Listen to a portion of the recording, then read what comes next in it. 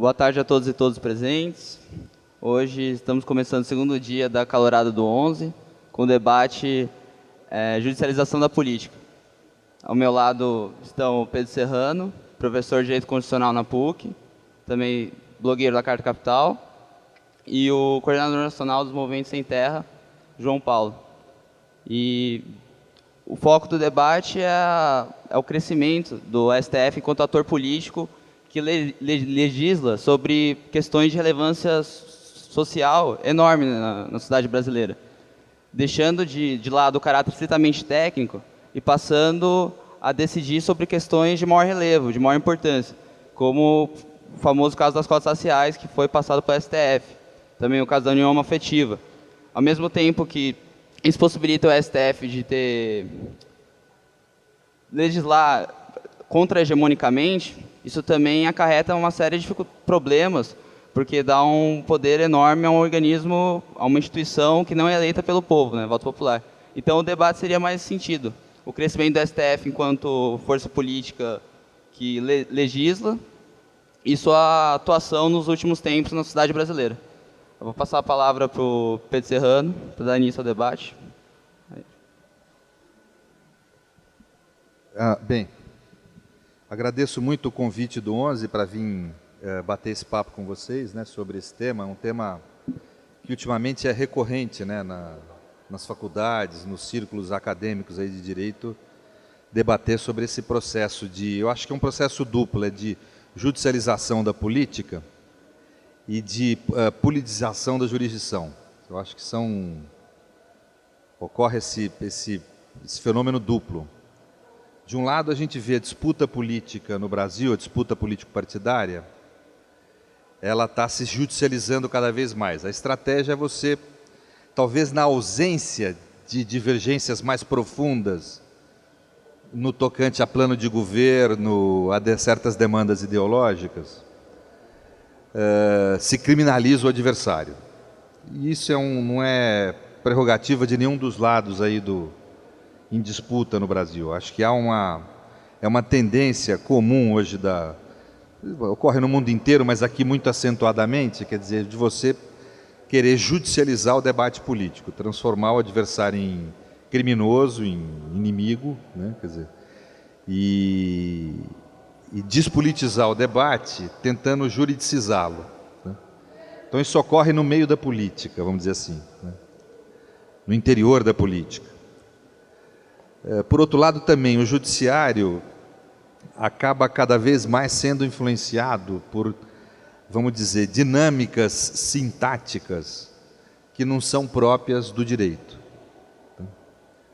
O direito trabalha basicamente com as categorias do lícito e ilícito, e cada vez mais em questões de mais, vamos dizer, impacto público, de maior presença no noticiário e na mídia, etc., a gente observa o judiciário agindo por uma lógica que não lhe é própria, uma lógica que não é propriamente a lógica do lícito e ilícito, mas a lógica do poder não poder ou da notícia não notícia, né?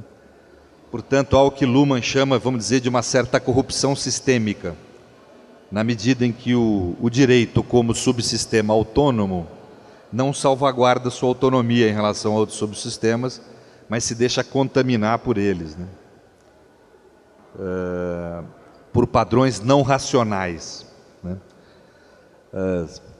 Só para dizer um pouco de Luhmann, né? Luhmann pensa a sociedade como um grande processo comunicativo, um grande sistema de comunicação, em que você tem, dentro da sociedade democrática complexa contemporânea, subsistemas autônomos. A economia é um subsistema autônomo, o direito é outro, a comunicação social outro. Esses subsistemas, eles são autônomos na medida que eles têm uma lógica própria, uma lógica binária própria. Mas no plano semântico e pragmático, eles mantêm acoplamentos estruturais, ou seja, eles mantêm relações de troca semântica com os outros subsistemas, né? Quando essa troca semântica ela é positiva para ambos os subsistemas, respeitando a autonomia de ambos os subsistemas, você tem o que Wolfgang Welsch chama de racionalidade transversal. Então, por exemplo, um plano econômico que esteja de acordo com a nossa Constituição, seja constitucional, e ao mesmo tempo seja eficiente no plano da economia, ele atende tanto à lógica do sistema jurídico quanto à lógica do subsistema econômico. Então ele é dotado dessa racionalidade transversal. Agora, quando ele leva esse acoplamento estrutural leva uma lógica a preponderar em relação à outra, você passa a ter uma corrupção sistêmica. Por exemplo, quando a lógica da notícia não notícia, que é própria da comunicação social, prepondera em relação à lógica do lícito e ilícito dentro de um tribunal. Você teria aí uma irracionalidade no funcionamento da sociedade democrática, porque você tem a sobreposição de uma lógica própria da comunicação social num ambiente em que deveria preponderar a lógica própria do direito. Essa corrupção sistêmica, a mídia, a gente, todo mundo tem chamado de judicialização da política ou politização da jurisdição. Mas o que ocorre efetivamente é essa corrupção sistêmica da jurisdição que se deixa ser invadida por critérios que não os critérios jurídicos, vamos dizer, na formulação do seu juízo. A questão está em saber o porquê que isso ocorre, até que ponto isso é positivo. O colega destacou bem, tem decisões em que supostamente ocorre essa politização da decisão, isso vem no sentido bom. Eu vou dizer mais, é uma reivindicação antiga da esquerda no direito, uma maior autonomia do juiz ao julgar. Quem criou um pouco desse debate de defender explicitamente uma maior autonomia do juiz na atividade de julgamento foi a esquerda no direito, foi as chamadas escolas de direito alternativo, que surgiram muito no sul do país e acabaram influenciando a formação do pensamento jurídico nacional. Então, isso mostra a complexidade desse debate, como esse debate não é simples. Ele é um debate que ocorre no mundo inteiro e, por isso mesmo, nós temos que ter o maior cuidado para não importar soluções e fórmulas europeias para cá acriticamente. Eu tenho visto que muito do conteúdo acadêmico desse debate é pautado em critérios construídos, vamos dizer, mais adequados a serem aplicados na Europa continental, em outros ambientes que não o nosso. Nós temos uma Constituição diferente, temos uma tradição jurídica diferente, e é à luz dessa tradição e dessa Constituição que nós temos que avaliar esse fenômeno aqui. A origem do porquê que o judiciário extravasa o que deveria ser o seu papel de defesa da Constituição e passa a adotar um papel mais ativo no plano político, mesmo não sendo provido de legitimidade democrática para tanto, ele encontra as questões, o porquê disso é um fenômeno complexo, não tem uma razão só. Eu vou falar de algumas delas que eu acho que dizem mais respeito ao meu papel aqui na mesa de debate, que é uma reflexão mais acadêmica. Primeiro eu vejo uma origem disso no próprio plano do direito constitucional. Quando surge a ideia de Constituição no mundo, surge automaticamente, surge vamos dizer, na modernidade, que é através da Constituição Americana, surge o debate sobre o controle de constitucionalidade. Não tem sentido você ter um conjunto de normas superiores no sistema se você não tem algum mecanismo para tornar nulo qualquer outro ato estatal que contraria essas normas superiores. Elas não são superiores se elas não tiverem, pelo menos, essa eficácia de tornar nulo qualquer ato inferior que a contrarie, né? Por isso a importância do debate sobre controle de constitucionalidade. Esse debate, os livros, em geral, apontam um caso da Suprema Corte americana, que é o Marbury versus Madison, como sendo o caso que iniciou esse debate. Na realidade, não foi. Quem inicia esse debate é na doutrina, um pensador, um doutrinador americano, que chama Alexander Hamilton, que fez parte de um coletivo de autores que resolveram publicar em jornais americanos de grande circulação artigos e textos em defesa da Constituição. Isso anteriormente à Constituição ter sido aprovada pelo número de estados necessários a ela ter eficácia. E Alexander Hamilton escreveu um desses artigos, hoje eles são chamados artigos federalistas. Existe uma publicação em português da década de 90, né? E Hamilton tratou num desses artigos sobre exatamente o controle de constitucionalidade.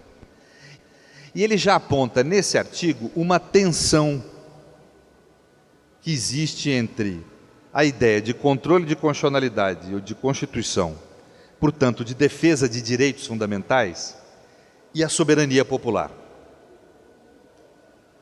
Se Constituição significou inicialmente a ideia de você conter o poder soberano, quando ela foi pensada lá no João Sem Terra, etc. e tal, numa democracia, Constituição significa fundamentalmente você conter o poder político da maioria, o poder da soberania popular. Significa você preservar direitos acima de decisões majoritárias ocasionais. Então já há, pela própria natureza do que seja a ideia de Constituição e de direitos fundamentais, uma tensão com a ideia de soberania popular. Uma democracia representativa, a meu ver, se caracteriza por duas coisas. Uma, soberania popular como valor, ou seja, decisões políticas adotadas pela maioria, mas também se caracteriza pela defesa de direitos fundamentais. Não há como imaginar, a meu ver, um modelo de democracia representativa sem você imaginar defesa de direitos fundamentais, possibilidade do indivíduo manifestar livremente suas ideias, formar maiorias, que a minoria possa se tornar uma maioria através do debate. Quer dizer, em suma, garantia de normas, vamos dizer, que fundamentem e garantem esse debate, né? Em suma, não há como se pensar a democracia representativa fora desse quadrante.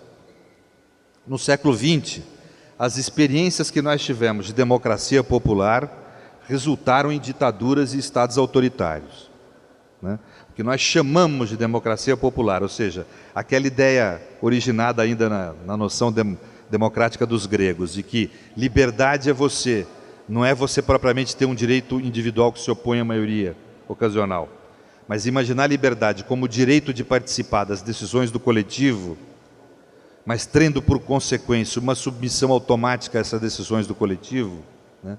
Essa noção de democracia que foi muito presente nas experiências do socialismo real do século XX, eu acho que não há como negar que historicamente se demonstrou como uma forma autoritária, que resulta em mecanismos autoritários e burocráticos de governo, inaceitáveis no plano de uma ideia de liberdade e de soberania popular.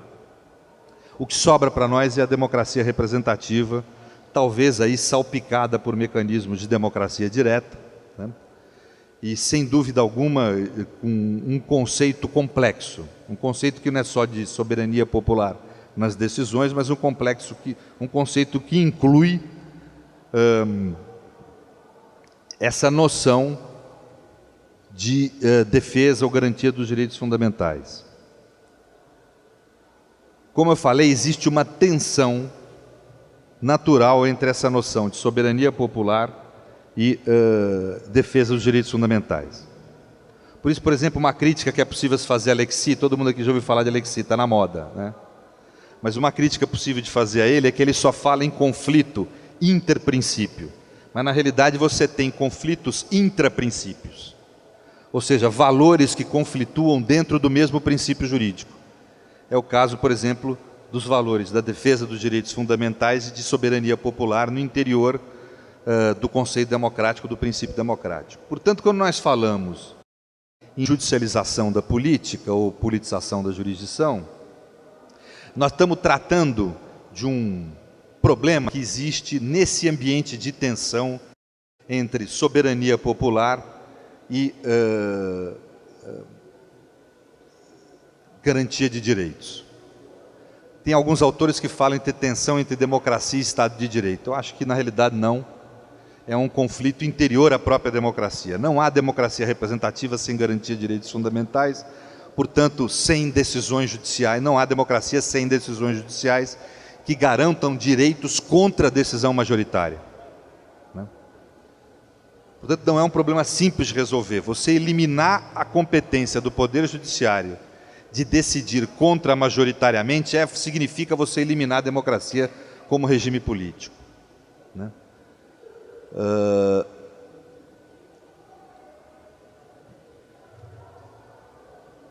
O chamado ativismo judicial é um conceito que emana exatamente dessa politização da jurisdição e que é um conceito negativo, vamos dizer assim, é algo indesejável. O mundo inteiro trata isso como algo indesejável por parte da jurisdição, porque seria exatamente aquilo que o colega falou, um extravasamento do papel, que nós podemos chamar, entre aspas, aí, de técnico. Eu diria que é um extravasamento do papel político próprio da jurisdição para o exercício de um papel político que lhe é estranho, né? Esse ativismo judicial, ao contrário do que pode parecer, é muito corrente e comum no Brasil. E eu creio que é corrente e comum em relação por conta da nossa tradição positivista. Ao contrário do que se pensa, o positivismo jurídico, nas suas versões não exegéticas, que são aquelas versões que ocorreram basicamente no século XX, um dos grandes pensadores aí é Kelsen, mas não é só Kelsen, é Herbert Hart, uma série de outros pensadores positivistas mais contemporâneos. Um dos principais elementos caracterizadores dessa forma de pensar, ao contrário do que às vezes se fala, é o fato dessa forma de pensar outorgar ao juiz um poder de soberania quase que absoluto no sistema. Para Kelsen, de toda a norma jurídica emanam várias interpretações possíveis, de toda a norma jurídica. Ao juiz, segundo ele, cabe valorar qual dessas interpretações possíveis deve ser aplicada no caso concreto. E essa valoração para Kelsen é subjetiva do juiz, ou seja, é livre. Kelsen chega a admitir decisões judiciais contra a legem, contra a lei. Para Kelsen existe uma norma implícita em toda a Constituição democrática que outorga ao Poder Judiciário o poder de desobedecê-la. Ao contrário do que se diz, o positivista não é aquele que defende o juiz como caixa de ressonância da lei. O positivista contemporâneo, ao contrário, é aquele que outorga ao juiz um poder de decisão quase que absoluta no sistema, que hoje em dia se chama de solipsismo, ou seja, do domínio do sujeito sobre o objeto que ele interpreta, né? Outorga-se ao juiz esse papel psista, dele interpretar com ampla liberdade a ordem jurídica, praticamente dele criar valores de forma autônoma. Isso vai se notar não só em Kelsen, mas é praticamente uma nota presente em todo o pensamento positivista. Hart trata de outro modo, né? Kelsen chama esta subjetividade do juiz na decisão como política jurídica. Hart chama de discricionariedade. Hart acha que existem casos em que o ordenamento jurídico oferece apenas uma solução possível. São os casos simples para ele. Agora existe o que ele chama de hard cases, ou seja, casos mais complexos em que ele reconhece que o ordenamento jurídico oferece mais de uma solução possível. E ele acha que é discricionariedade, ele chama de discricionariedade, do juiz escolher daí livremente qual a opção que ele acha mais justa para o caso concreto. Bobbio, apesar de toda a modernidade ou contemporaneidade de Bobbio, também é um autor positivista e, portanto, também defende essa ideia de liberdade do juiz na valoração, né, subjetiva dele. Quando ele fala em antinomias reais, ele fala em antinomias em que há conflito entre princípios, ele fala que há uma decisão subjetiva do juiz, de acordo com o senso de justiça do juiz, decidir livremente qual dos direitos em conflito aplicar. Ou seja, ele ainda subsiste em Bobbio essa ideia positivista da liberdade de decisão do juiz no caso concreto em relação à aplicação das normas, né? É desta concepção positivista que vem a tradição jurídica brasileira do juiz ser visto como uma pessoa que tem absoluto domínio sobre a decisão judicial. Existem verdadeiros princípios ou que são alegados às vezes pela doutrina como se fossem princípios jurídicos, na realidade, consequências desse pensamento filosófico. Ou seja, existem doutrinadores de valor que tratam como princípios jurídicos proposições que na realidade advêm dessa corrente filosófica. Por exemplo, a ideia de que o juiz deve sopesar livremente as provas do processo, bastando fundamentar a sua decisão. Esta é uma ideia positivista, não é nenhuma norma jurídica. Ao contrário, a Constituição determina que as provas devem ser valoradas segundo os valores que a Constituição estabelece, e não os valores subjetivos do juiz. Então o princípio jurídico seria exatamente ao contrário: o juiz não deve valorar livremente as provas do processo, segundo a sua consciência. Não existe julgar segundo a sua consciência no plano da Constituição. Existe julgar segundo os valores que estão postos na Constituição. Aí os senhores sabem, como reação em defesa do Estado democrático de direito a esta concepção positivista, surgiram teorias. A mais em voga aí são as teorias discursivistas, de Dworkin e Alexis, que procuram aplicar o que eles chamam de princípios morais, mas na realidade são princípios. No caso de regimes democráticos, aliás, como reconhece Alexis, no caso de regimes democráticos como o regime brasileiro, são princípios jurídicos postos na Constituição, né? Esses princípios devem ser utilizados, segundo esses autores, para reduzir o âmbito de escolha livre do juiz na hora de aplicar a lei. Dworkin chega a afirmar que essa redução ocorre ao ponto de só sobrar uma escolha constitucionalmente adequada. Alexis não. Alexis fala que existem casos em que ainda assim, mesmo se utilizando dos princípios, pode-se haver ainda casos que o juiz lhe reste alguma margem de subjetividade, portanto são casos insuscetíveis de solução, mesmo pela teoria dos princípios, solução objetiva, né? Agora, de qualquer forma, é interessante observar o seguinte: lendo-se Dworkin e Alexis diretamente nas suas próprias obras, o que se observa é o uso da teoria dos princípios para poder reduzir o alcance subjetivo da decisão judicial. No Brasil ocorre o contrário. Estranhamente, a nossa jurisprudência às vezes se utiliza dos princípios e da teoria dos princípios para dilargar o âmbito de alcance da jurisdição. Ou seja, a teoria dos princípios é usada como supedâneo para o ativismo judicial. É um erro. Isso aí não se trata de uma interpretação equivocada ou de interpretação, vamos dizer, diferente da que eu adoto. Não, é um erro na utilização da teoria dos princípios conforme pensada pelos autores que as conceberam. É um erro mesmo. E o judiciário se utiliza correntemente, o Supremo em especial, de princípios jurídicos para subverter o sentido das normas constitucionais. Isso ocorreu para mim claramente, por exemplo, quando o judiciário decidiu por conceder liminares sobrestando o andamento de projetos de lei. O texto constitucional, é claro, só pode haver controle de constitucionalidade, no caso de leis aprovadas pelo parlamento, depois que elas passem pelo processo de debate e discussão interna do parlamento. O judiciário, utilizando de princípios, dilargou a sua competência para querer, vamos dizer, interromper o andamento de um processo legislativo, alegando inconstitucionalidade material para tanto. Isso é um erro no uso da teoria dos princípios, é um erro metodológico, né? A teoria dos princípios, em princípio, só poderia ser utilizada para reduzir o âmbito de esfera livre de decisão judicial, não para ampliá-lo, né?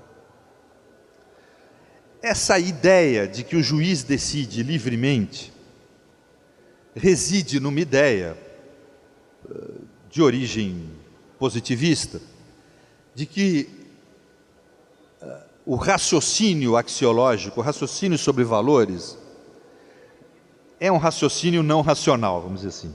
É impossível de ser realizado de forma objetiva, né? Seria mais ou menos pensar o seguinte: eu estou debatendo com um nazista e falo para ele: olha, o direito brasileiro, o direito constitucional brasileiro é um direito justo, porque a nossa Constituição defende o direito à liberdade. O nazista não vai aceitar essa conclusão de que o direito brasileiro é justo porque defende o direito de liberdade, porque ele não defende o direito de liberdade. O positivista imagina assim.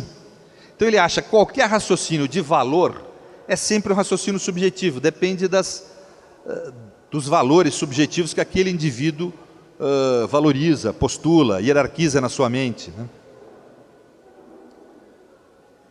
Essa forma de pensar é uma forma que traz um pressuposto que diz respeito a como o ser humano atinge a verdade. Foucault observa no trabalho dele sobre as formas jurídicas e a verdade, que a civilização ocidental acredita fundamentalmente em duas formas de se acessar a verdade, né? Ou pela ciência, ou pelo processo, pela investigação. E se imagina a ciência como atividade isolada de um indivíduo, olhando a realidade e descrevendo essa realidade. O que esses autores chamados discursivistas fazem é repensar essa forma de pensar a verdade. Eles observam que a ciência vai sendo produzida não por um indivíduo isolado que observa a realidade e a descreve, mas por uma comunidade científica que observa aquela realidade, que debate aquela realidade e que vai chegando a consensos. Portanto, a verdade científica é muito mais produto da intersubjetividade do que de uma objetividade observável por uma pessoa isoladamente. Ora, se é um debate, a forma de acesso à verdade, um debate ele tem duas características. Ele sempre tem dissenso, mas ele sempre tem consenso. Você não consegue realizar um debate se você, com o teu debatedor, não estabelecer um mínimo de consenso em relação a alguns pressupostos, né? Então, através da construção desses consensos, é possível você tornar objetivo um debate sobre valores. Se eu consenso com o meu interlocutor que direito de liberdade é algo justo, eu posso aí tentar subidanear de forma objetiva a minha afirmação de que a Constituição brasileira é uma boa Constituição, uma Constituição justa, porque ela defende o direito de liberdade. O fundamento da objetividade do meu raciocínio está nesse consenso que eu atinjo com o meu interlocutor. Ora, transportado isso para o campo do direito, seria dizer que esses princípios, Dworkin chama de princípios morais, por quê? Porque eles são produto de um forte consenso num determinado momento civilizatório. Os momentos da história humana se caracterizam por terem, por traduzirem valores morais que são consensados naquele momento. Então, por exemplo, eu posso dizer que hoje no mundo ocidental a ideia de democracia representativa representa um forte consenso majoritário na sociedade. Eu posso dizer, por exemplo, que sermos contra a pedofilia, por exemplo, é um forte consenso moral na sociedade de comportamento sexual. Ou seja, nós temos valores mínimos que são produtos de um forte consenso num determinado momento histórico. Num Estado democrático de direito, esses valores vão estar postos positivamente numa Constituição. Portanto, são esses valores que devem parametrar os meus raciocínios valorativos na hora que eu vou julgar, e não os meus valores subjetivos. Ou seja, eu posso ter um marxista-leninista julgando, mas ele não vai poder usar dos valores próprios do marxismo-leninismo na hora de julgar. Ele vai ter que se utilizar dos valores advindos da Constituição. Esta seria a formulação possível de você contraditar o que se chama de ativismo judicial. O problema desta formulação é que no Brasil hoje ela é levada muito adiante por conta de forças de esquerda. Mas ela não é uma formulação de esquerda, a gente tem que entender isso. Aliás, ela é uma formulação liberal. É que, conjunturalmente, o maior partido de esquerda que nós temos aí na história recente brasileira é Poder. Então eu creio que esse debate é levado pela esquerda mais como forma de estabelecer as razões do poder do que propriamente por preocupação de estabelecer razões de justiça. Eu vejo setores marxistas defendendo esse ponto de vista. Não há compatibilidade com uma pauta de valores marxistas a defesa desse tipo de ponto de vista. Ou nós passamos a assumir de vez, como esquerda, que democracia é um valor universal, que democracia representativa é um valor universal. E aí podemos falar, contrariamente à politização da jurisdição? Ou o papel da esquerda não vai ser discutir criticamente a politização da jurisdição, mas discutir qual politização há? Essa é uma reflexão crítica que eu trago à esquerda, vamos dizer assim. Eu, particularmente, defendo democracia representativa como um valor universal. Então, me sinto muito confortável em defender a ideia de princípios constitucionais como limitadores da decisão judicial. Agora, isso implica em eu ter que admitir que, muitas vezes, eu vou ter normas constitucionais que eu não concordo, axiologicamente ou politicamente, tendo que ter valência numa dada decisão judicial ou numa dada jurisprudência. Mas porque eu acho que o jogo democrático é um valor superior a qualquer valor material nas relações políticas. Mas vejam que isso não pode ser afirmado por qualquer segmento de esquerda, sob pena de contraditar sua própria forma de ver o mundo, né?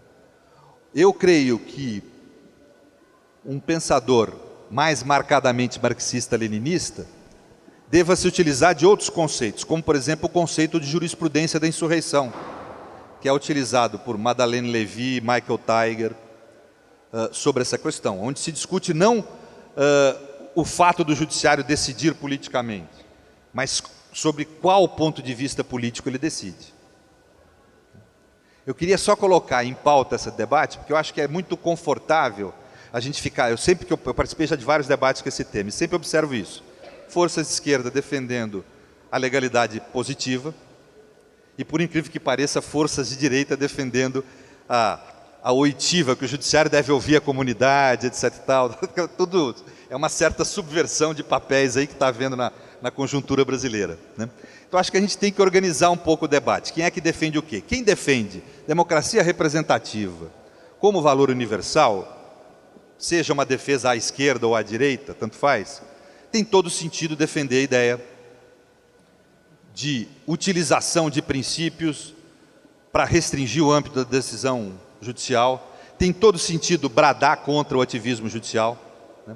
Agora, quem defende uma visão marxista-leninista, por exemplo, de direito e de política, não pode ter esse mesmo argumento sob pena de ser ou falso no que está argumentando, está agindo com desonestidade intelectual, ou contraditório em relação aos valores que defende.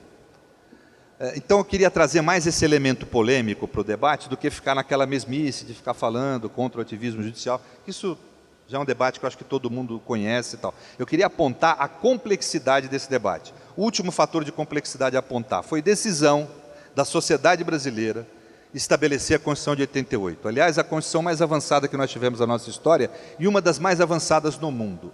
Esta Constituição é uma Constituição exaustiva, que tem uma infinidade de artigos, que dispõe sobre os mais vários, vamos dizer, ambientes da vida, da família até organização do Estado.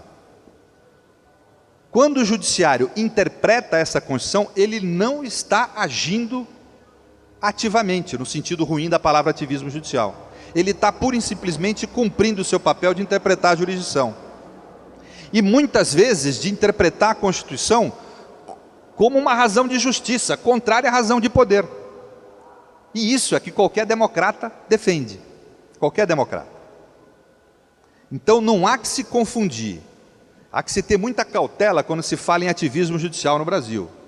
Nós criamos uma Constituição que outorgou ao nosso judiciário um papel muito amplo e muito poderoso no sistema. Foi criação nossa.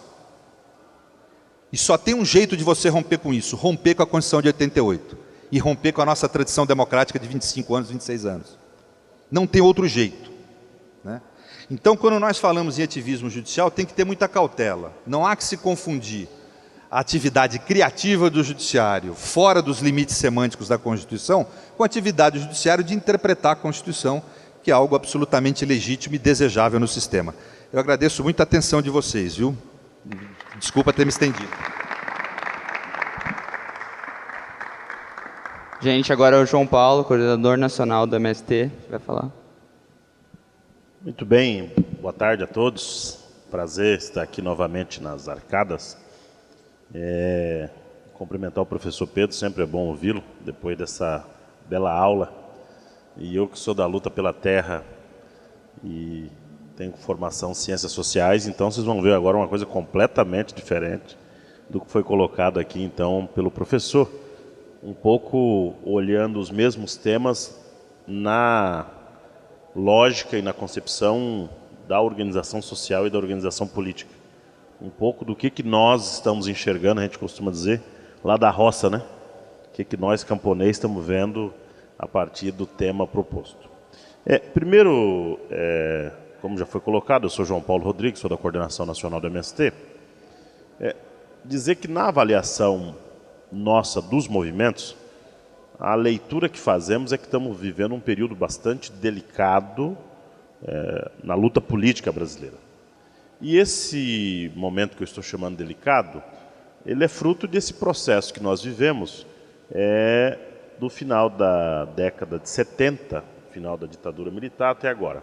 E vou dividir essa parte em 3 blocos, um pouco para tentar contextualizar. O primeiro elemento é que nós tivemos um período, chamamos assim, de ditadura militar brasileira, bastante longo, e que na avaliação nossa dos movimentos, toda uma geração foi praticamente, abre aspas, perdida, todo um processo de construção democrática que vinha tendo no Brasil a partir da década de 60, da retomada das lutas sociais, uma política de crescimento econômico, foi completamente destruído por um período de 30 anos de ditadura militar. E isso, obviamente, tem um impacto significativo na construção do Estado brasileiro e na chamada democracia brasileira. Depois dessa fase, nós vamos ter essa segunda fase, que é o processo de democratização do Brasil, que talvez dos últimos 30, 40 anos, seja o período, abre aspas, mais rico da organização política brasileira e da cultura brasileira, que é o período da retomada das lutas na década de 80.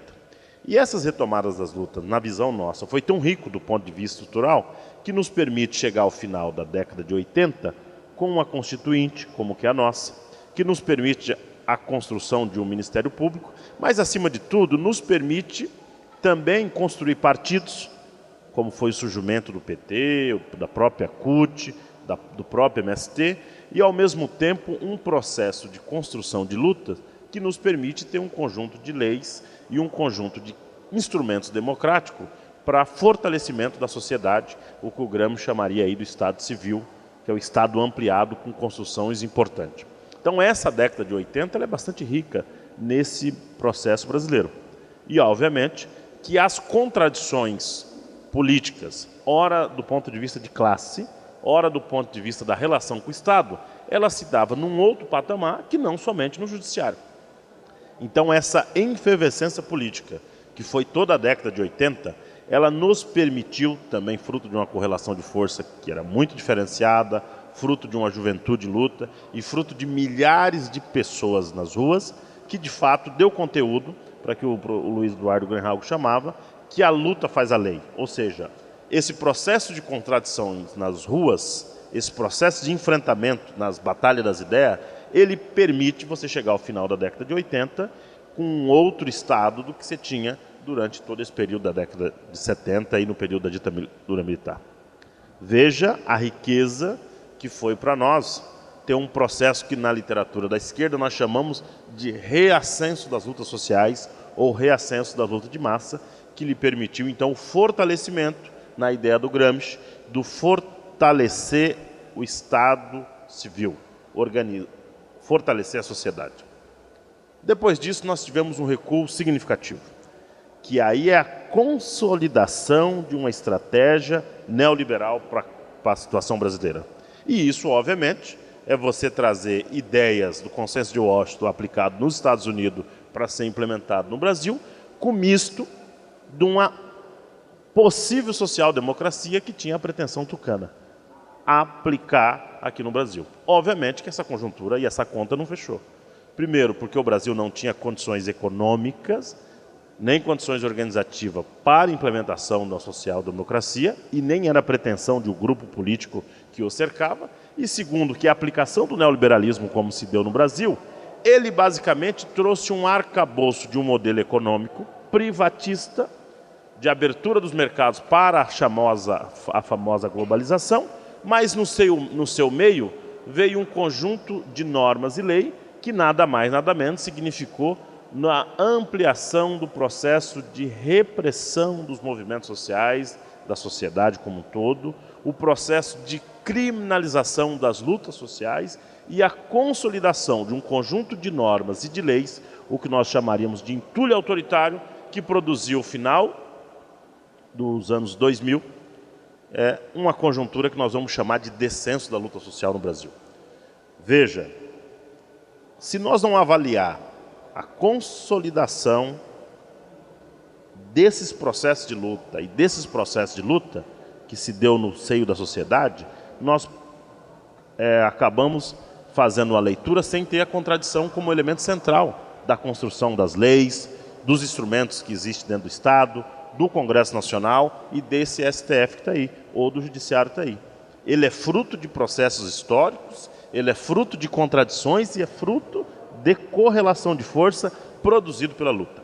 A década de 80 produziu um arcabouço jurídico e produziu um conjunto de normas e instrumentos. A década de 90 produziu outro, que foi justamente com esse período que eu estou chamando da aplicação do neoliberalismo aqui, que é a privatização, que é diminuir o Estado e, ao mesmo tempo, fortalecer um conjunto de normas e leis de repressão e de criminalização dos movimentos sociais. Obviamente que sempre isso tem o apoio dos meios de comunicação, sempre tem o apoio de uma estratégia de hegemonia para você ir construindo essas normas na sociedade. Ou seja, não é uma decisão de palácios, é uma decisão que tem forças na sociedade, que ela é concebida, há um processo de hegemonia para construir isso. Por fim, nós vamos ter o que eu estou chamando aí nessa última fase, que é o momento que nós estamos vivendo agora, de 2000 para cá. O Zé Paulo Neto, importante intelectual marxista brasileiro, das ciências sociais, do Serviço Social do Rio de Janeiro, ele vai dizer que nós estamos vivendo talvez um dos piores períodos para as forças progressistas e também de esquerda, que ele dá o nome de déficit organizativo. O que ele quer chamar a atenção com isso? Há um processo de desorganização da sociedade como um todo nos mais diferentes áreas possíveis, desde as áreas da política partidária, aonde os partidos que teoricamente deveriam ser ou de quadros ou partidos de massa, que se transformou em vanguardas do seu comando político, do seu comitê central, com pouca inserção real na organização social, e há também um déficit organizativo nas outras áreas da sociedade. E com o pensamento liberal de que a ideia de que não é necessidade de nós se organizar como coletivo, que eu, indivíduo, com múltiplos poderes, posso resolver todos os problemas da minha vida, eu, com o meu celular, com o meu Facebook, com a minha internet, com a minha cartolina na rua, posso resolver todos os problemas, não há necessidade de você organizar, ou em sindicatos, ou em grêmios, ou em DCE, ou em movimento social, e assim por diante. E esse déficit organizativo nos produziu nos últimos anos, primeiro, ausências de lutas políticas significativas que pudesse, de fato, alterar a correlação de força e a atual forma de organização da sociedade. Veja, a classe trabalhadora não fez luta? Fez. O ano passado foi o que tivemos mais greve dos últimos 15 anos. Mas ela não saiu do patamar econômico e transformou numa luta política que alterasse a correlação de força no Judiciário, no Congresso Nacional, na organização social como um todo. Então, isso demonstra uma fragilidade desse déficit organizativo.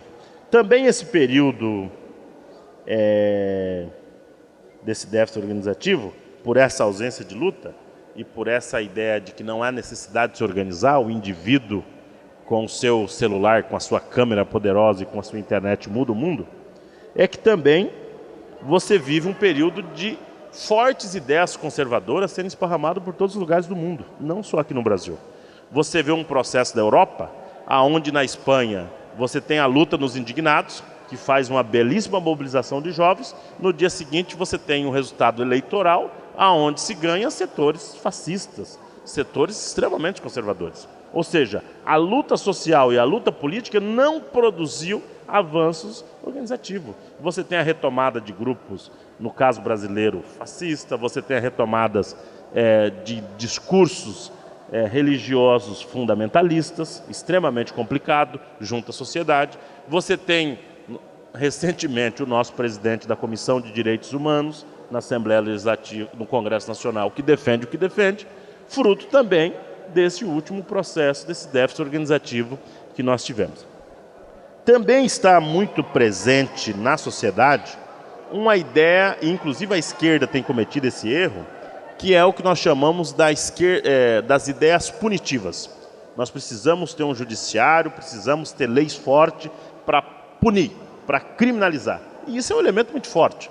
Veja, nós do MST ocupamos uma fazenda de laranja no interior de São Paulo, que as terras são públicas, são terras que pertencem à União, que foram griladas pelos fazendeiros, derrubamos 200 pés de laranja como um ato de protesto dos 5 milhões que tinha, e o mundo veio abaixo. O MST teve prisão decretada para toda a sua direção, as esquerdas foi contra, isso é uma desobediência civil, como se derruba um pé de laranja. Tá bom, eu posso matar os negros da periferia de São Paulo, faz parte. Agora, os pés de laranja da propriedade privada da Coca-Cola é um crime, e óbvio tem que punir quem é que cometeu essa atrocidade. Então veja vocês que essas ideias estão muito fortes nos nossos meios e é perigoso, porque você retrocede com a ideia punitiva. Tem que pôr na cadeia, tem que punir, tem que criminalizar. E o resultado disso é esse projeto louco que está indo para a Câmara, que é o projeto contra antiterrorismo e contra as mobilizações sociais. Porque é um retrocesso político você criar mais instrumentos, mais elementos para criminalizar ainda mais a sociedade, as lutas sociais, negros, pobres, os que vão fazer luta. E isso, na nossa avaliação, é um retrocesso.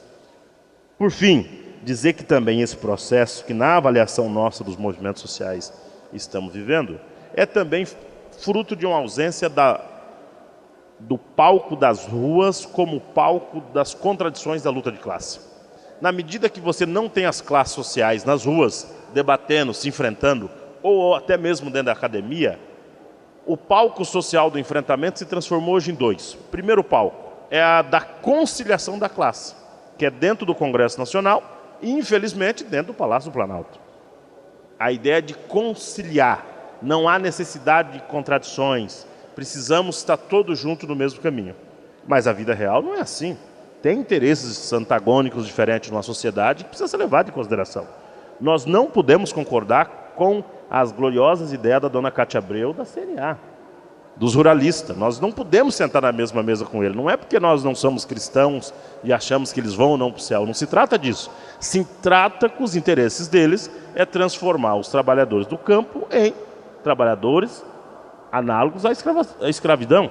Nós somos contra isso. É o uso demasiado de agrotóxicos. Esses interesses não é possível, numa mesa de diálogo, serem compreendidos. Como, por exemplo, tirar metade da terra dos índios e passar para os ruralistas. São interesses diferentes. Veja, se não tem o palco das ruas para o enfrentamento e a contradição da luta de classe, o Congresso Nacional e o Palácio se transforma num local de conciliação de classe, a estratégia, inclusive por parte da direita e dos setores conservadores, é criar outros instrumentos. E aonde há a possibilidade disso? No Judiciário, no STF. Por quê? Porque ele recebe muito bem essas contradições e aí ele usa a técnica e a judicialização para enfrentar e colocar a posição política do Estado sobre a política. E isso é o que nós vimos agora na fala do professor, tem como retrocesso. Portanto, se nós não sair do palco da conciliação e do palco do instrumento STF Judiciário e voltar para as ruas, mas não para ruas no sentido só do protesto pelo protesto, mas nas ruas no sentido clássico de trazer as contradições da luta de classe e ir ajustando ela na medida que se vai construindo correlações de força, nós podemos ter um próximo período com muitas dificuldades. Termino aqui dizendo que para nós dos movimentos sociais, nós estamos vivendo um fenômeno mais delicado ainda, porque é justamente as últimas pesquisas que vocês viram agora, que é uma ofensiva por parte dos meios de comunicação de criminalizar ainda mais as mobilizações sociais. E esse processo ele é tão perigoso porque nós podemos chegar a um certo momento que o ato de fazer luta política, o ato da desobediência civil, se transforma em ações terroristas, como nós vimos as ofensivas americanas. E isso poderá trazer problemas gravíssimos para nossas gerações e para as futuras gerações, na medida que você esvazia as lutas sociais, porque há um processo de criminalização dessas lutas, e você volta para o debate ficar no campo somente judicial e não no campo da política. E isso, obviamente, vai ser um retrocesso. Era isso, muito obrigado.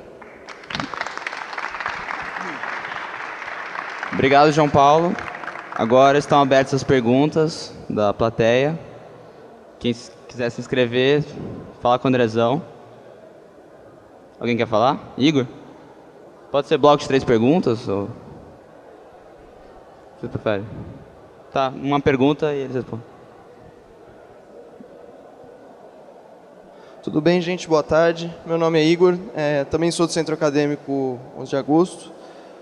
Eu gostei bastante dessa mesa, assim, acho que esse é um tema que está bastante em voga, tanto na academia, mas não só, e principalmente no debate político na sociedade. Então, por isso que a gente acha que é muito central trazer esse tema sobre a judicialização da política, o ativismo judiciário, etc. Mas, assim, fazendo uma fala um pouco mais assim, de fundo, com relação à judicialização da política, acho que é um fenômeno extremamente complexo, que tem muitas variáveis em jogo, né? E ele acaba sendo um grande efeito das nossas relações políticas, como o João Paulo falou, assim, um efeito, uma grande consequência das nossas relações políticas, da nossa correlação de forças, né? E vai culminar sempre, assim, acho que invariavelmente, num debate sobre as nossas instituições democráticas. E aí, assim, acho que um ponto fulcral disso tudo, com relação a esse debate sobre as reformas, isso volta muito forte agora e acho que esse ano a gente teve, e ano passado principalmente, com as manifestações, a gente teve uma abertura muito grande para se discutir instituição política, para se discutir as instituições democráticas e discutir, assim, de um modo geral, tanto que a gente consegue ver pela própria proposta da Constituinte Exclusiva da presidenta Dilma, um dos 5 pactos com relação às manifestações, e aí a gente consegue ter um pouco mais de espaço para conseguir fazer essa discussão sobre a reforma do nosso sistema político, sobre a democratização das comunicações, que eu acho que é algo muito importante para ser pensado, e sobre a reforma do judiciário também. Assim, eu queria que vocês comentassem sobre as 3 reformas, e assim, justamente num contexto onde a gente tem um descenso do movimento de massas no Brasil, onde a gente tem o tal do déficit organizativo, que o João Paulo estava falando, a gente vê um movimento, a volta de um grande movimento de massas no Brasil, só que de um caráter absolutamente espontaneísta, né? E por outro lado, a gente tem o Estado também criminalizando os movimentos e vê esse movimento também mais reativo, de criminalização e de uma reação mais ostensiva. Eu queria saber assim, como que a gente consegue criar um caldo político para conseguir avançar esse debate das reformas estruturais do nosso Estado nessa conjuntura, nesse contexto. Assim. Pergunta bastante ampla, mas... Agora é o Marco. Márcio.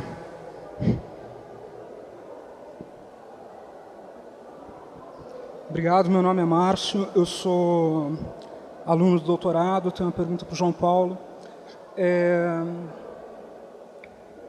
Existe uma gama de lutas sociais que elas não fazem parte estritamente da agenda do MST. Então nós temos movimentos feministas, nós temos movimentos em defesa de homossexuais, nós temos movimentos em defesa de povos indígenas. Eu queria saber, levando em consideração que também esses movimentos eles precisam fazer avanços e que uma boa parte desses movimentos faz avanços justamente buscando no Poder Judiciário alguma transformação, eu queria saber se a sua afirmação de que a caracterização, eu acho que, as duas apresentações, a caracterização da decisão do Judiciário, que não seja estritamente, que não possa ser descrita estritamente como resultado da interpretação da Constituição, os dois caracterizaram como algo negativo. Eu queria saber se não pode ser positivo no caso dessas outras lutas. Kaique? Ah, não, é o Fred. Bom dia, sou o Fred do 5º ano. Queria parabenizar o Centro Acadêmico pelo evento, parabenizar o professor, o João Paulo. Eu queria entrar num dos pontos da pergunta do Igor, foi mais ampla, para tentar especificar um pouco mais uma coisa que eu acho que é um ponto de contato forte nas duas apresentações.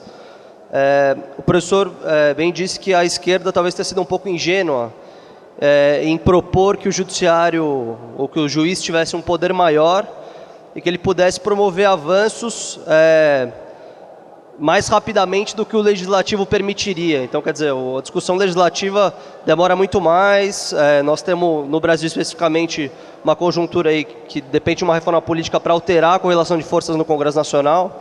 Então, falando da reforma do Judiciário, seria possível algum instrumento dentro do âmbito da reforma do Judiciário para permitir que esse aumento de discricionariedade do juiz fosse positivo para promover só avanços e não para também retroceder a luta política? Pode começar. Bem, começando do fim aqui para o começo, né? Eu creio, e aí é uma posição pessoal, né, que a Constituição da República no Brasil, ela é uma pauta de valores e uma pauta política que foi produzida de forma mais avançada do que o que a correlação, e eu falo, permitia. Então, eu creio até hoje que lutar pela Constituição é você lutar, por exemplo, pelos direitos de minoria. Eu não acho que, por exemplo, os direitos de minoria estejam fora do plano da interpretação constitucional, eles estão dentro. Quando vem o judiciário e fala que é legítima a união estável entre pessoas do mesmo sexo, ele está interpretando o dispositivo que fala que deve haver união estável entre homem e mulher de uma forma a ampliar direitos, o que absolutamente faz parte da nossa tradição jurídica, né? E que é, a meu ver, uma interpretação legítima da Constituição, porque amplia o âmbito de proteção que a Constituição oferece à família, né? Não, pois é, mas eu acho que quando você segue determinadas normas de interpretação e certos valores que estão postos na Constituição, você não está agindo, como eu falei, com ativismo, né? E não é seletividade. Eu acho que podem ter situações em que não dá para deixar de reconhecer, por exemplo, a legitimidade da livre iniciativa no Brasil, como tal. Eu posso considerar isso em certos momentos um atraso, mas é legítimo. Quer dizer, então eu acho que tem uma pauta de valores. A Constituição ela estabelece, a meu ver, a ver de uma série de pessoas que estão pensando isso, Ricardo Marcondes Martins, etc., ela estabelece uma pauta ideológica. E ela estabelece mesmo, aliás, é uma das principais funções dela. Essa pauta ideológica, ela primeiro não comporta regressão. Tem uma linhagem de pensamento hoje do direito constitucional que entende que não são pétreas apenas as cláusulas explicitamente pétreas, mas esse núcleo ideológico que compôs a Constituição originária não pode ser alterado, né? Ele não pode ser alterado pela interpretação. E esse núcleo ideológico que compôs a interpretação originária, eu acho que ele salvaguarda bem esse tipo de direito. Onde a gente vai ter mais dificuldade, eu acho que são nos direitos estruturais mesmo, de luta de classes mesmo. É aí que eu vejo mais dificuldade. Eu vejo mais dificuldade no campo jurídico e vejo mais dificuldade no campo ideológico. Eu vejo muito mais conforto na classe média eu defender a ideia de união estável entre pessoas do mesmo sexo do que eu defender a ideia de distribuição de riqueza. Eu tenho muito mais conforto nesse ambiente, né? Então eu tendo a achar, dando uma resposta geral às questões que houveram, o que existe hoje no Brasil é uma tentativa de governo, que foi uma tentativa originada dos movimentos sociais, de modernizar o capitalismo brasileiro. Eu acho que a palavra neoliberalismo, ela assume sentidos diferentes de acordo com a realidade concreta que ela é aplicável. No Brasil, ela significa atraso do desenvolvimento do capitalismo e não implementação do seu desenvolvimento, né? Porque o capitalismo brasileiro, na minha opinião, tem uma tradição de ainda ser um capitalismo estruturalmente ligado ao Estado, no sentido feudal da expressão, né? Nós ainda temos meia dúzia de famílias que são proprietárias dos principais meios de produção. Nas comunicações, então, nem se fala, mas eu diria que em geral, na produção, você vê família Odebrecht, sei lá, uma série de outras famílias que eu acho que são donas mesmo do nosso meio de produção. Nós ainda não temos a figura, por exemplo, consolidada da propriedade coletiva da empresa, por ações, né? Nós não temos ainda esse capitalismo modernizado. Então, quando você fala em neoliberalismo aqui, você fala em extinguir o serviço público como conceito, introduzir a noção de public utility, que para nós significa um atraso no desenvolvimento do nosso mercado interno e um atraso no desenvolvimento das nossas forças produtivas no âmbito do próprio capitalismo. Então eu creio que neoliberalismo para nós significa um atraso no desenvolvimento do nosso modelo de capitalismo, né? E esse atraso tem que ser combatido. Eu tenho muito receio da atual visão, defendida inclusive por parcelas do governo e da esquerda, essa visão chamada punitivista. Eu acho que esse é o principal instrumento ideológico hoje na conjuntura para se realizar o que a gente chama aqui de judicialização da política, né? De você tentar criminalizar as condutas políticas. É um professor aqui da casa, o professor Tércio Sampaio Ferraz, que observa com muita precisão que é uma tendência universal de qualquer poder de Estado querer transformar o seu opositor em criminoso. Isso é uma tendência universal, né? Aqui no Brasil isso não escapa, né? Quer dizer, há uma tendência a querer transformar a oposição, seja qual for, em crime, né? Quer dizer, em conduta criminosa. Na luta política brasileira isso está posto, né? Então essa visão punitivista, ela contribui para esse tipo de visão atrasada, que joga contra a democracia, joga em favor do golpismo aqui no Brasil, né? Mas eu queria apontar isso. Eu acho que neoliberalismo no Brasil significa atraso no desenvolvimento da democracia e do capitalismo, né? Veja que nós não temos uma direita como a direita norte-americana. A nossa direita não se organiza num partido e vai disputar dentro da democracia a hegemonia das suas ideias. Ela é golpista. Ela pega o fim da democracia.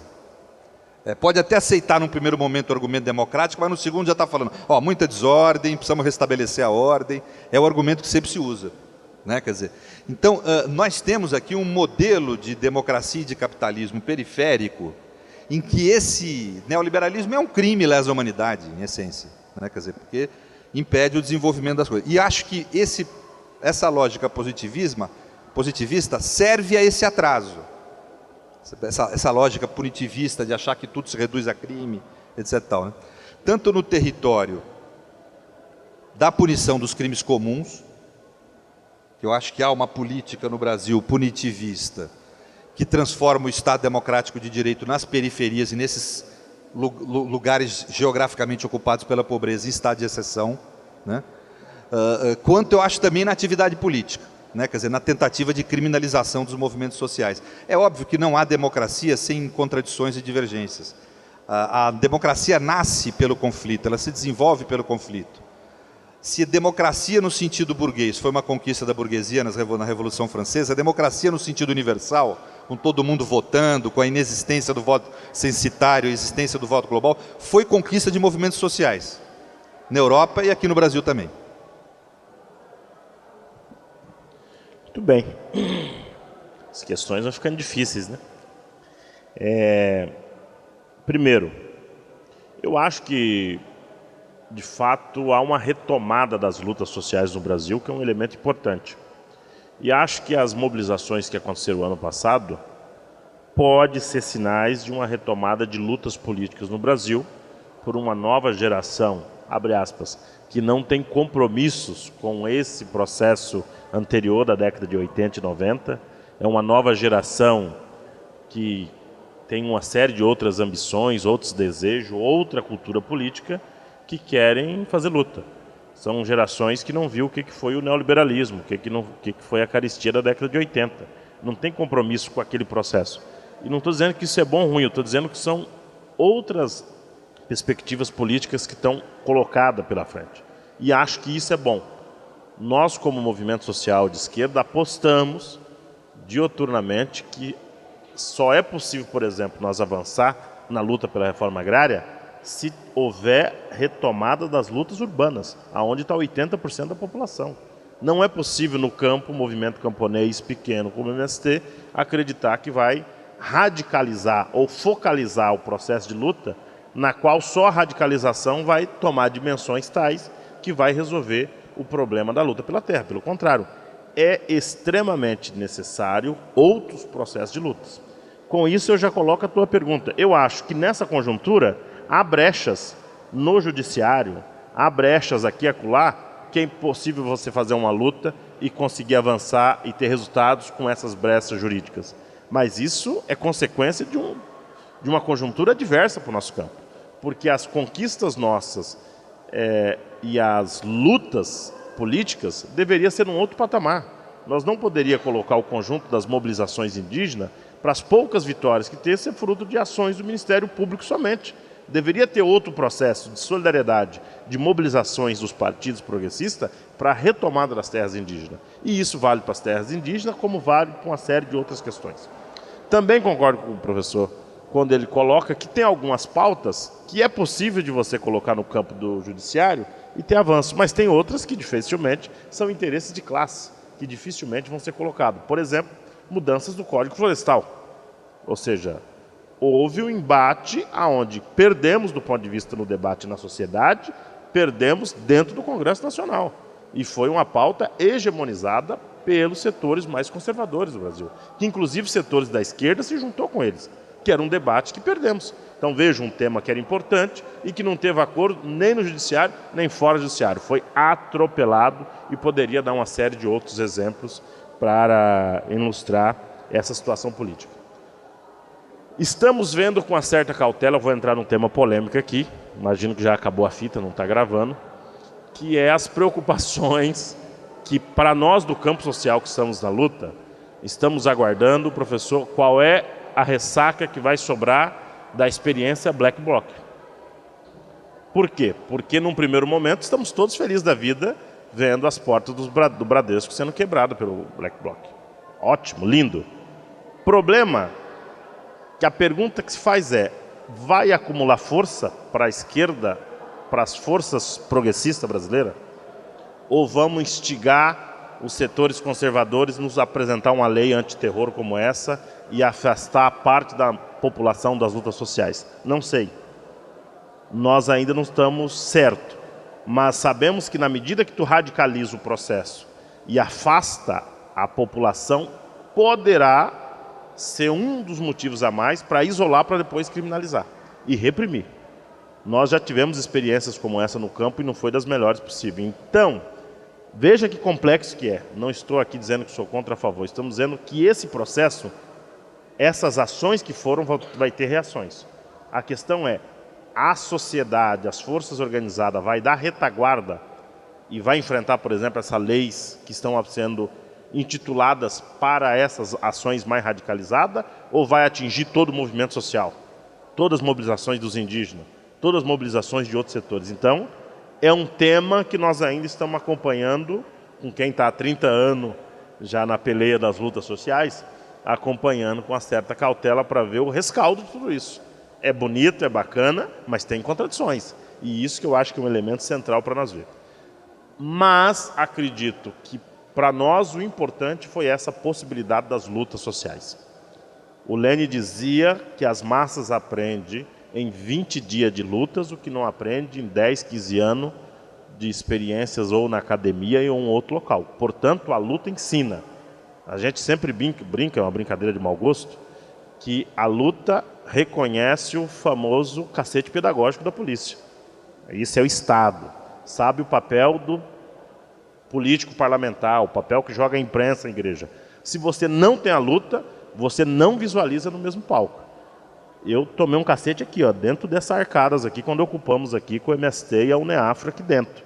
Eu sei o que foi o reitor, o diretor dessa faculdade, a tropa de choque tirar nós aqui 3 horas da manhã. Cadê a democracia? Está suspensa a democracia. Ou seja, então foi um processo que nós vimos aqui na prática. Então, eu acho que nesse sentido, as lutas sociais são sempre bem-vindas e nós temos que apoiar, independente da cor e da forma, porque acho que ajuda a avançar. Por fim, vou terminando, dizer que para nós não vemos com bons olhos quando nós temos que tirar a luta política e jogar para o judiciário. É um equívoco. Pelo contrário, nós temos que trazer a luta para o palco da luta política e forçar e radicalizar do ponto de vista das contradições. Isso vai ajudando a avançar a sociedade, vai politizando, vai assim por diante. A questão é, quais são as forças políticas que nesse próximo período estão dispostas a fazer isso? E não ficar somente esperando aqueles 4 anos da disputa eleitoral e acreditar que somente a disputa da institucionalidade do processo das eleições é a única forma de você radicalizar a democracia e avançar. Construir maioria sempre no Congresso Nacional e na Assembleia Legislativa. Eu acho que esse tema está colocado para os sociais. É possível ter avanços ainda nas ruas ou é só vamos ter avanços nas urnas? Como é que se vai se consolidando um processo de mobilização nesse próximo período? É isso.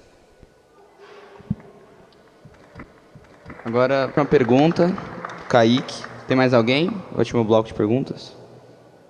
Só o Kaique.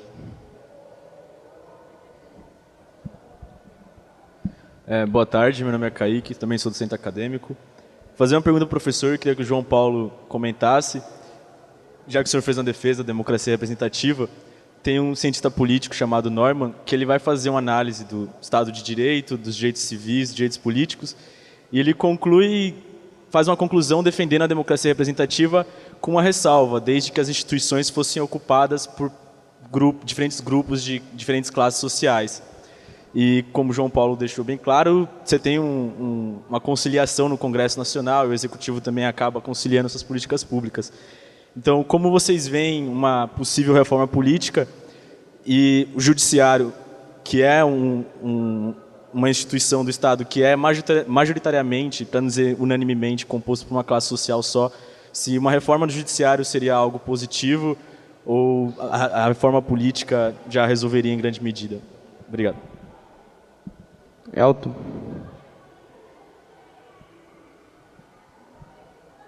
Boa tarde a todos. Eu queria fazer uma pergunta aqui para o professor Pedro Serrano. A nossa política, tradicionalmente, ela tende a copiar muitas instituições dos Estados Unidos da América do Norte. Uma delas, por exemplo, foi a criação do Partido Republicano. E, enfim, na Constituição ainda há uma das primeiras que foi República dos Estados Unidos do Brasil, né? A minha pergunta é no seguinte sentido. A gente não tem o poder judiciário municipal, a gente tem o poder judiciário estadual e o poder judiciário federal. Por que essa ausência, sendo que há uma certa igualdade entre os entes federados, entre a União, os estados, municípios e Distrito Federal? Já a minha pergunta que vai para o João Paulo é no sentido de, bom, o povo, né, pela disparidade social que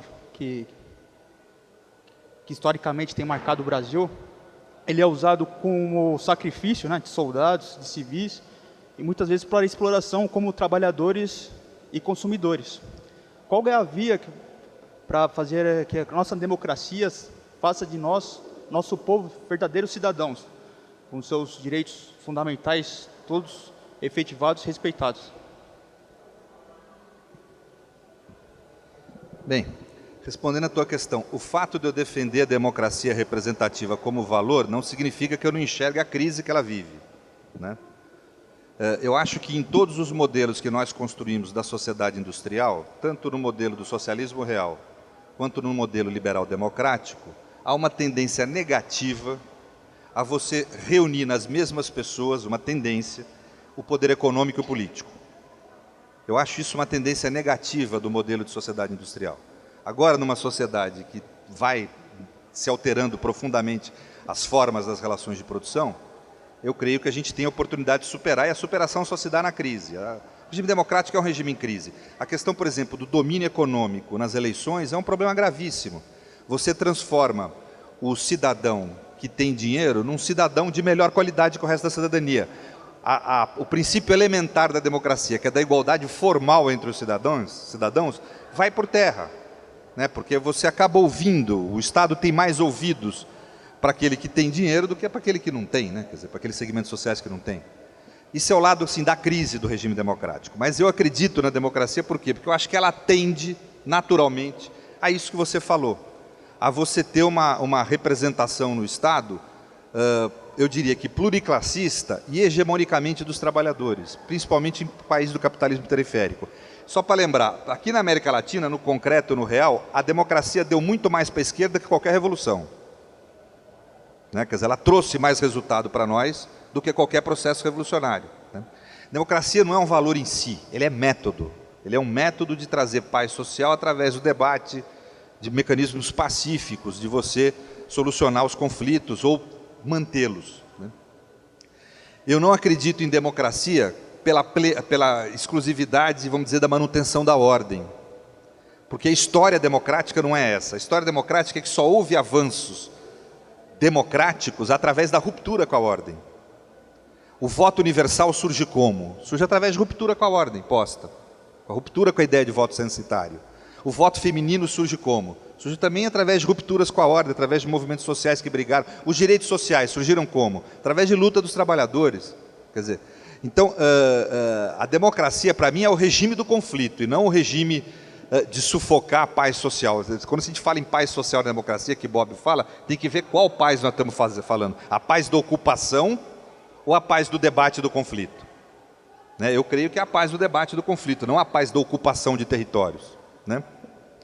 No Brasil, a gente vive um Estado duplo. De um lado é um Estado democrático de direito, do plano fático, eu estou falando. Do outro lado é um Estado de exceção. Ele é democrático de direito para o centro incluído. Aqui para o centro expandido. Para as periferias das grandes cidades e para o campo, é um Estado de exceção. Um Estado autoritário, brutal, em que o campesino e o cidadão periférico das grandes cidades conhece o Estado pela lógica das suas obrigações, não pela lógica dos seus direitos. Né? Então, democracia no Brasil ainda é um processo em construção. Eu acho que cabe um processo de radicalização democrática. Radicalização democrática não é defender black bloc. Né? Eu acho isso um desvio fascista. Eu já escrevi sobre isso na Carta Capital. É um desvio neofascista para mim. Eu não tenho nenhuma ilusão nesse tipo de estratégia black bloc que chama aí. Eu não acredito em movimentos minoritários, até por defender a democracia. Ou o movimento tem capacidade de, pelo menos potencial, de aglutinar maiorias, ou ele, para mim, não agrega em nada. Ele só agrega aglutinar a maioria contra. Né? Porque como se fala aí, viver é tomar partido, quer dizer, não tem jeito. Quem está vivo está tomando partido. Então, quem não tiver a favor da classe, da estratégia black bloc vai estar contra. Né? E eu acho que hoje a tendência é você ter uma maioria contra. Para mim, a ressaca já está evidente. Essa ideia de lei antiterrorismo. Lei antiterrorismo não é nada, é o mecanismo que mais se implementou estado de exceção no mundo. O Agamben escreve sobre isso de forma brilhante.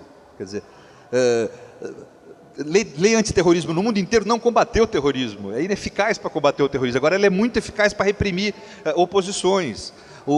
Para falar de um cara que hoje é meio consenso, né, que é o Mandela, ele foi declarado como terrorista internacional pela Interpol por 20 anos. Quer dizer, isso é um carimbo político. O carimbo do terrorismo é muito mais eficaz como carimbo político para você menoscabar um ato de oposição do que propriamente como um combate da vileza que é o terrorismo, vamos dizer assim, como método violento, né? E contra civis, né? Então, aqui no Brasil, então, a tradição nossa é de terrorismo de Estado, nós não temos grupo terrorista, pelo menos não tivemos eficaz. Né?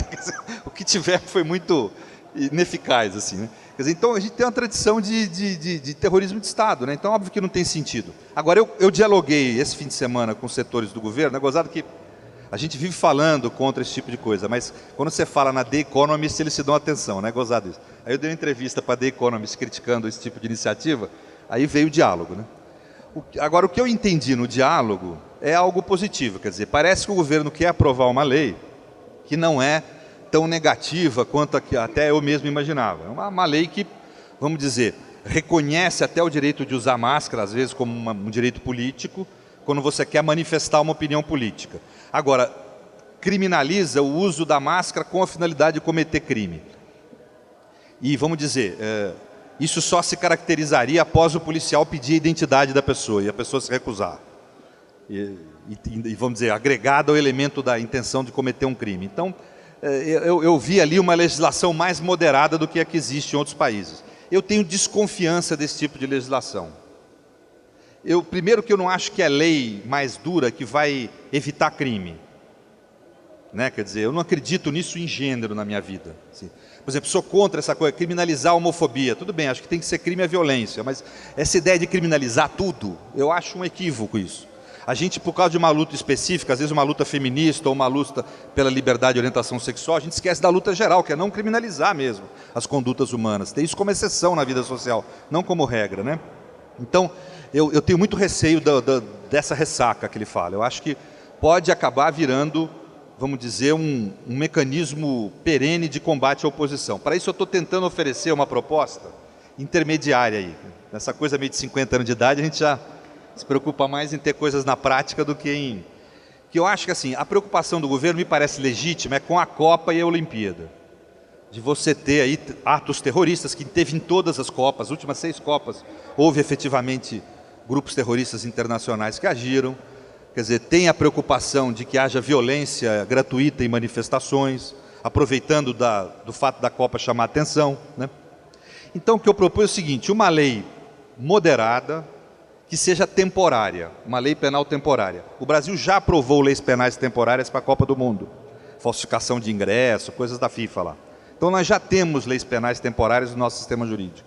Eu acho que poderia se aprovar, talvez, uma lei penal moderada, temporária, para valer durante esses grandes eventos aí, né? É uma solução que eu estou vendo prática, vamos dizer assim, né? Quer dizer, teoricamente ou axiologicamente, eu tenho no Brasil muita desconfiança de legislação. Eu acho que ela tende a reprimir a oposição legítima e não a reprimir a violência criminosa, né? Muito bem. Acho que já está colocadas as várias questões que nós estamos envolvidos aí para o próximo período. Nós agora dos movimentos estamos envolvidos num plebiscito popular, que é para fazer um debate com a sociedade, com a militância, sobre o que é a nossa Constituição, direitos, todo esse debate que nós estamos fazendo aqui. A ideia é ter isso como uma tarefa nesse ano de eleições, de Copa, para a militância social, que quer se agarrar no instrumento para fazer um debate. Obviamente que tem um recorte específico sobre a reforma política, ou seja, seria uma constituinte exclusiva para discutir a representação política, e colocar temas como referendos, plebiscitos, discutir financiamento público, todo esse debate que está colocado, além do debate somente de uma reforma eleitoral que o Congresso fez até agora. E eu acho que vai ser possível fazer com centenas de companheiros e companheiras por todo o país um bom debate, que é o plebiscito popular. E, obviamente, quero terminar dizendo que aqui a gloriosa Faculdade de Direito da USP tem uma responsabilidade muito grande nesses debates que estão colocados pela frente. Não por achar que aqui é o centro das atenções ou que é o comitê central do debate sobre a questão de Estado e assim por diante, mas que tem toda uma trajetória, uma simbologia de luta. Eu acho que tinha cada vez mais trazer aqui para dentro o debate a partir da visão da academia, das forças que estão envolvidas, dos movimentos, para que nós possamos, com as novas gerações que estão em luta, ir politizando um debate, e não deixar que essa reflexão ideológica, política, sobre os desafios da sociedade brasileira se dá simplesmente ou somente pelos Facebook da vida, que eu acho que fica muito pobre somente por esse meio. Acho que tem outros que nós poderíamos fazer. Era isso, muito obrigado e que possamos encontrar outras oportunidades. Valeu. Pegando o gancho da fala do João Paulo, eu queria avisar que o 11 vai construir o plebiscito pela reforma política. Vai haver urna na faculdade no final do ano. A gente está numa articulação para construir esse plebiscito e que é uma pauta muito cara a nós, né? Reforma política, com financiamento público de campanha, voto de lista fechada, tudo isso. E... Dia 20? Vai haver nessa calorada ainda, no dia 20, um evento sobre plebiscito pela reforma política. Então, todo mundo convidado aqui. E agradeço a todos e todas que ficaram até o final do evento. Agradeço João Paulo, Pedro Serrano. E é isso, está encerrado.